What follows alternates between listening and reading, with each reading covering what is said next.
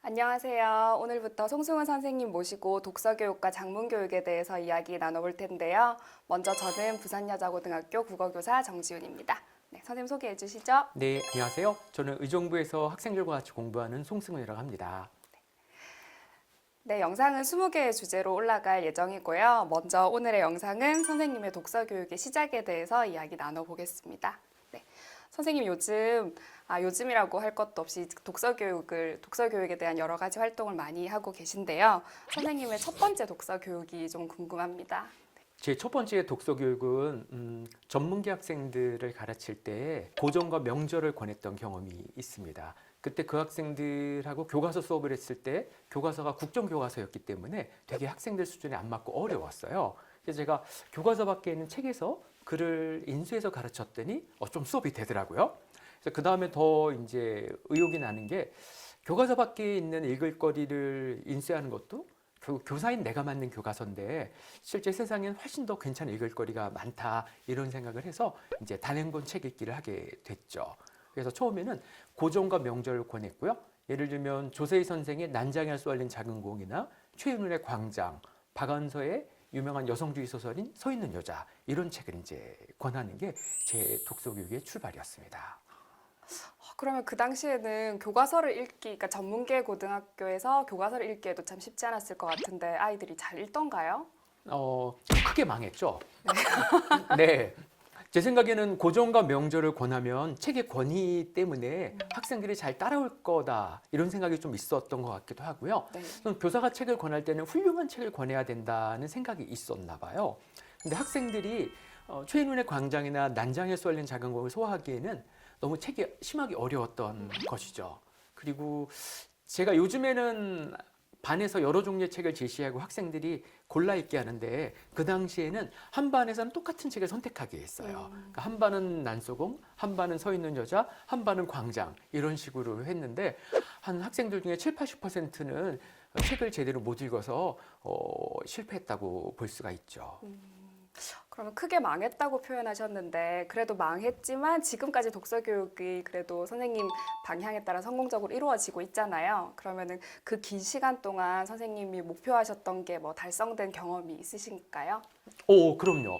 처음에 저는 그래서 제가 고전을 권했을 때 아이들이 잘 못 읽으니까 세상에 고전과 명전은 소금과 같은 소수의 학생들을 통해서만 이 고급 문화가 전수가 되고 다수의 아이들은 그냥 멋있는 사람들의 춤을 보면서 노래하면서 즐겁게 지내는 건가? 이런 식으로 학생들을 제가 이제 문화 비평하고 지나갔었거든요. 근데 어느 순간 보니까 제가 권한 책들 중에서 제가 예상하지 못한 책의 학생들이 되게 호응을 막 하는 거예요.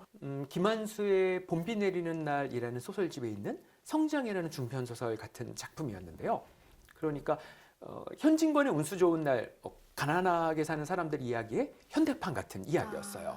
근데 그때 제 교실에 좀 힘들게 사는 친구들이 좀 있었고 그 학생들이 자기들 사는 이야기랑 되게 닮은 내용의 반응을 보였었어요. 그래서 사람이 누구나 자기 이야기가 나오면 좀 읽는구나 그런 깨우침이 저에게 있었고요. 그래서 고전과 명절을 읽을 수 있는 학생들에겐 그런 책을 이제 권하고요. 그런 책을 아직 읽기 좀 어려운 몸인 학생들에게는 그 아이들의 삶과 좀 닮아 있는 책을 권하니까 이 수업이 잘 되더라고요. 그래서 교과서는 1년 내내 공부해도 교과서만 공부하면 책 한 권이잖아요. 근데 교과서 위에 책을 더 읽으면 그래도 책이 2권 읽게 되니까 절대적인 학습량이 더 많아져서 이게 더 공부가 되는구나 하는 생각이 저에게 있었죠. 선생님께도 그런 실패나 시행착오가 있었다는 게 되게 당연하면서도 조금 신선하게 다가오기도 하는데요. 그러면 그 과정들을 겪으면서 선생님도 나름대로 성장하신 바가 있을 텐데 어떤 것들을 깨달으셨는지, 선생님은 어떤 성장이 이루어졌는지 궁금해요. 사람 봐서 책을 권해야 된다. 이 깨우침이 저에게 있었고요. 너무나 당연한 거죠. 학생들이 제각각 취향이 다르고 수준이 다른데 훌륭한 좋은 책, 고전을 권하면 될 거라고 생각했던 제가 너무나 기본이 안 돼 있던 건데요. 이상하게 처음 교사가 돼서 아이들에게 독서 교육을 하면 고전과 명절을 권하게 돼요. 이상하게. 그리고 크게 실패를 한 다음에 네. 이걸 깨우치게 되는 구조가 있더라고요. 이게 얘기로 들어서는 이게 잘 안 되는 게 있어요. 네. 그래서 실패를 통해서만 교사들이 배우는 게 있는데 저에게는 그게 학생의 수준을 고려하지 않고 그냥 훌륭한 책을 권한 것, 이게 저의 시행착오였죠. 아. 그래서 사람 봐서 책을 권해야 된다. 네. 사람에 맞게. 이게 제가 얻은 깨우침입니다. 그러면 사람을 봐서 책을 권해야 된다는 깨달음이 있으셨는데 그 깨달음을 가지고 독서 교육을 했을 때 선생님이 의도하신 바가 이루어진 경험을 또 있으실까요? 망했다 오. 말고 뭐 이번엔 성공했다라고 생각할 만한. 그렇죠. 몇 번, 한 3번쯤 실패한 다음에는 네. 제가 15종의 책을 학생들한테 제시했어요.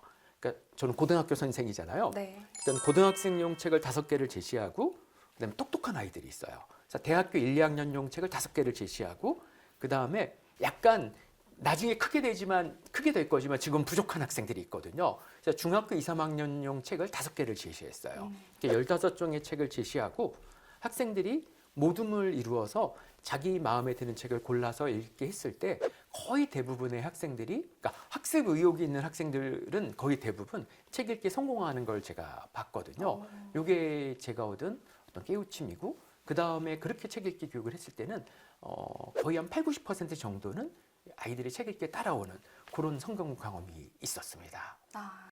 네, 선생님 초기 독서 교육부터 선생님 어떤 깨달음을 얻으셨는지까지 아주 잘 들었고요. 그래서 다음 시간에 선생님께서 나눠주실 고민에 대한 더 깊은 이야기 기대하겠습니다. 선생님 고생하셨습니다. 고맙습니다.